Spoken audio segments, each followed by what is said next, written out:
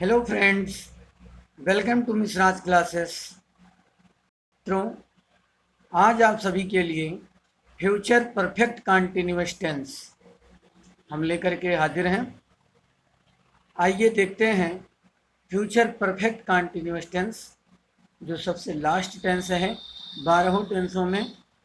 इसमें नोट आप देख पा रहे होंगे, नोट लिखा है, इस टेंस के वाक्यों से पता चलता है कि कार्य भविष्य काल में बहुत पहले शुरू हुआ है और भविष्य में जारी रहेगा। तो मित्रों, इस टेंस से ये पता चलता है कि कार्य भविष्य काल में अर्थात फ्यूचर टेंस में बहुत पहले ही शुरू हुआ है और भविष्य में वो कार्य जारी रहेगा। इस टेंस की पहचान क्या है? आइडेंटिफिकेशन। जिन वाक्यों की क्रियाओं के अंत में रहा होगा, रही होगी, रहे होंगे, रहा होगा, ता रहेगा, ती रहेगी, ते रहेंगे शब्द होता है और कार्य के जारी रहने का समय दिया होता है, वहाँ पर फ्यूचर परफेक्ट कंटिन्यूअस टेंस होता है। इस टेंस की जो सहायक क्रिया हेल्पिंग वर्ब्स हैं वो विल हैव बीन और शैल हैव बीन होती है। तो इतना आपकी समझ में आया होगा कि इन टेंस के वाक्यों से ये पता चलता है कार्य भविष्य काल में बहुत पहले शुरू हुआ है और भविष्य में वो कार्य जारी रहेगा। पहचान के रूप में आइडेंटिफिकेशन अगर इस टेंस की देखी जाए तो वाक्यों की क्रियाओं के अंत में रहा होगा, रही होगी, रहे होंगे, रहा होगा या ता रहेगा, ती रहेगी, ते रहेंगे शब्द आता है और कार्य के जारी रहने का समय दिया हो तो वहाँ पर फ्यूचर परफेक्ट कंटिन्यूअस टेंस होता है। इस टेंस की जो सहायक क्रिया होती है वो विल हैव बीन और शैल हैव बीन होती है। यहाँ पर मैंने नोट लिखा है, नोट में लिखा है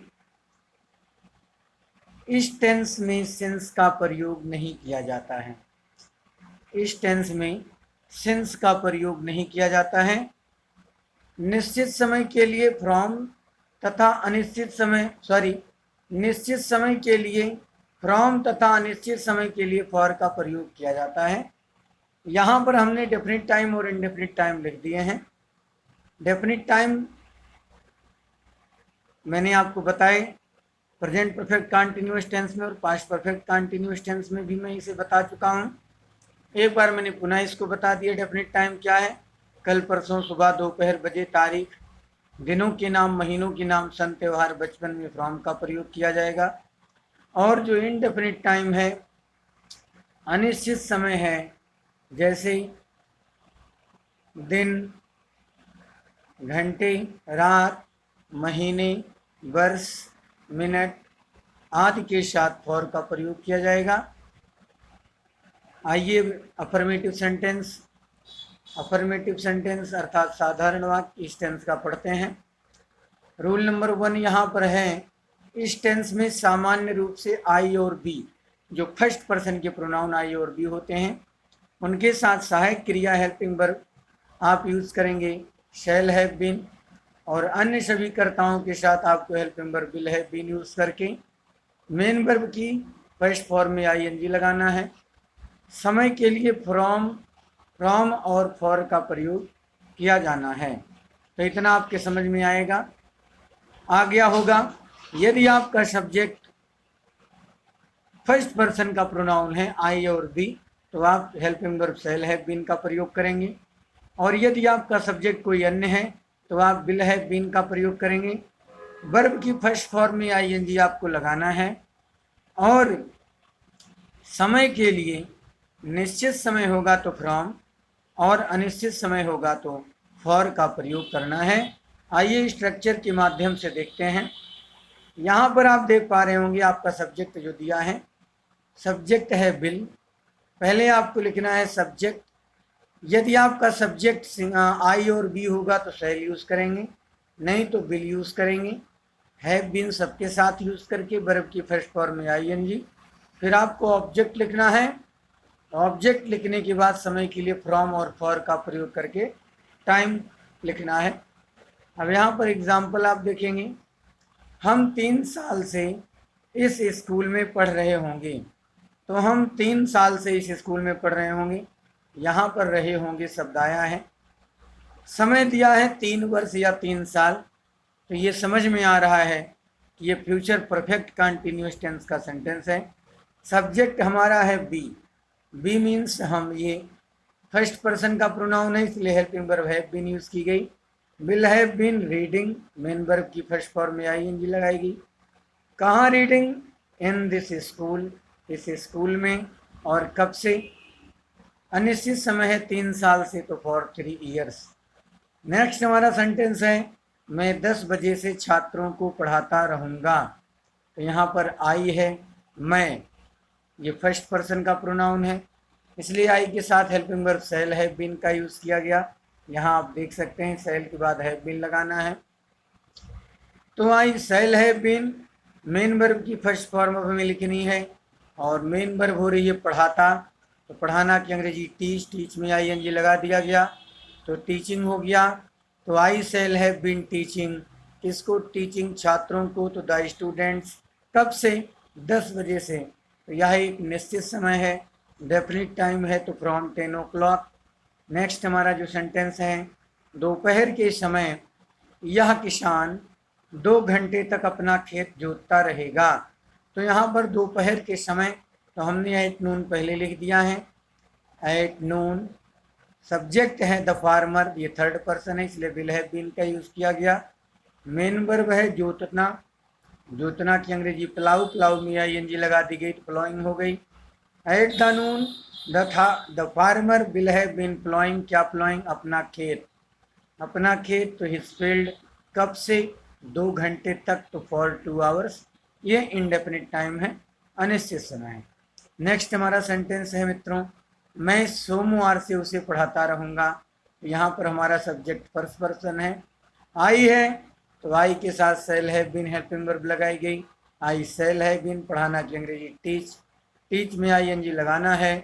तो I shall have been teaching him, him means उसे, और सोमवार से निश्चित टाइम है, तो फ्रॉम मंडे।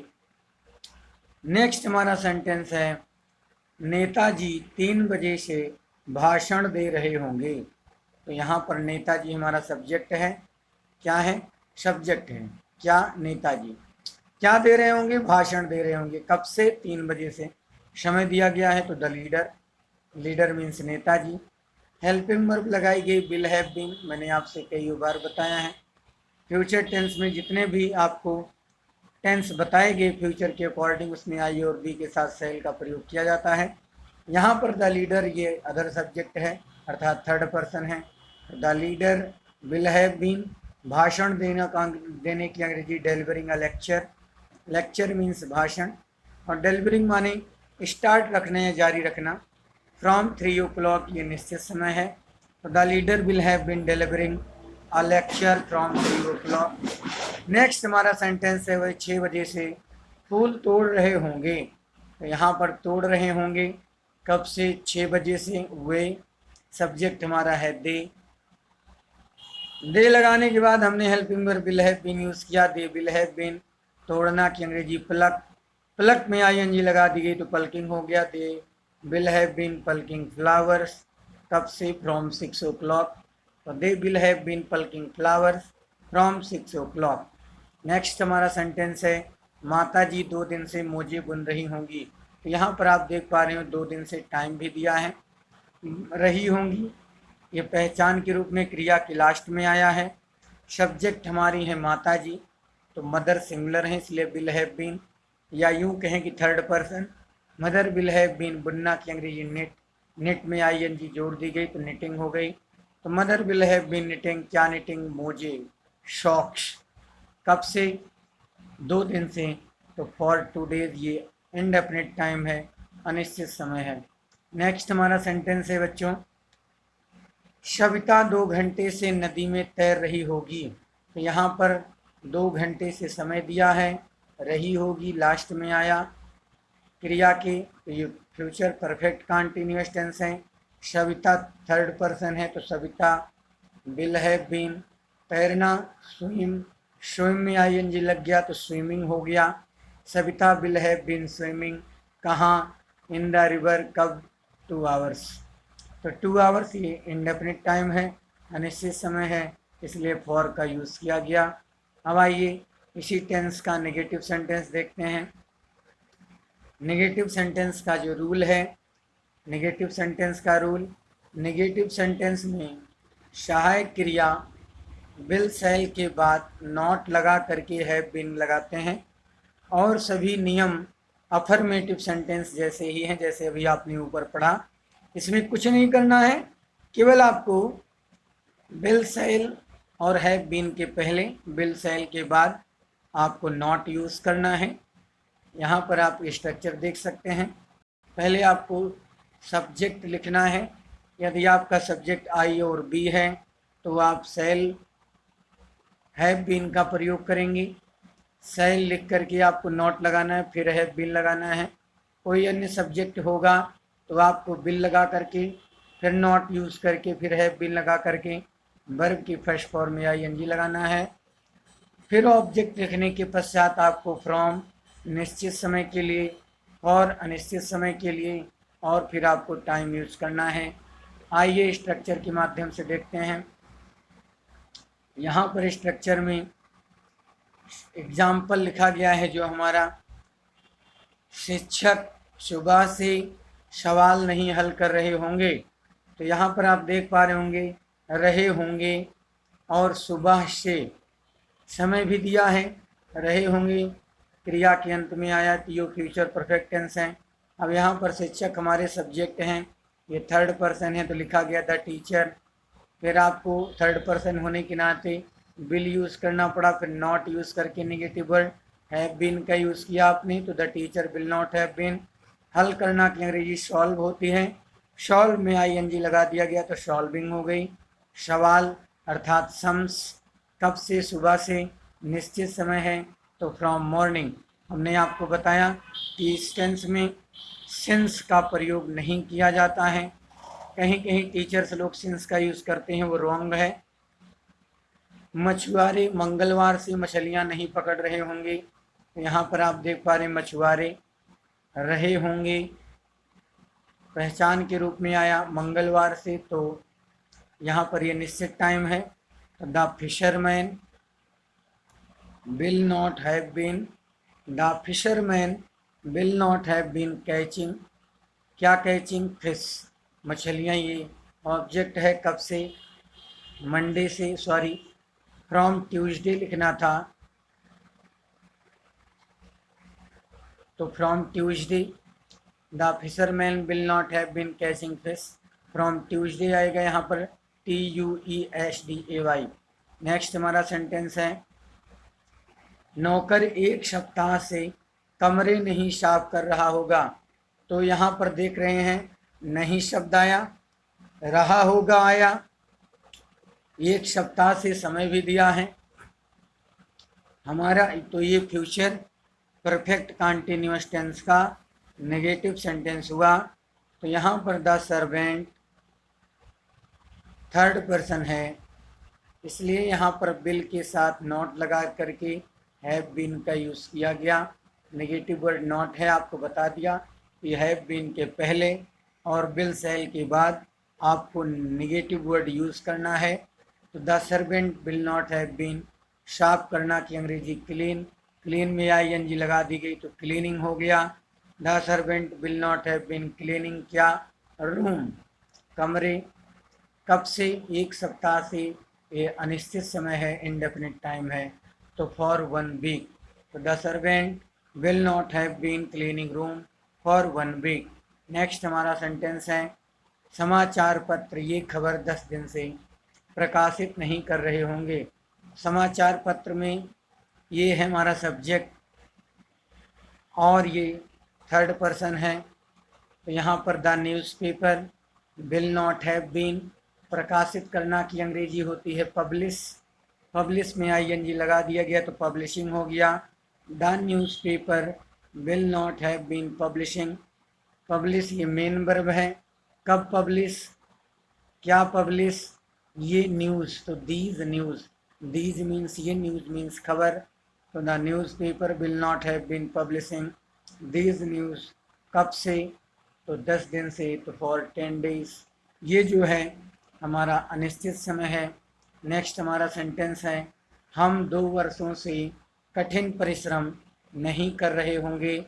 तो यहाँ पर रहे होंगे आया, नहीं शब्द आया, और 2 वर्ष समय भी दिया है, पहचान के रूप में रहे हों दिया है, नेगेटिव वर्ड भी दिया है। ये फ्यूचर परफेक्ट कंटिन्यूअस टेंस का सेंटेंस है।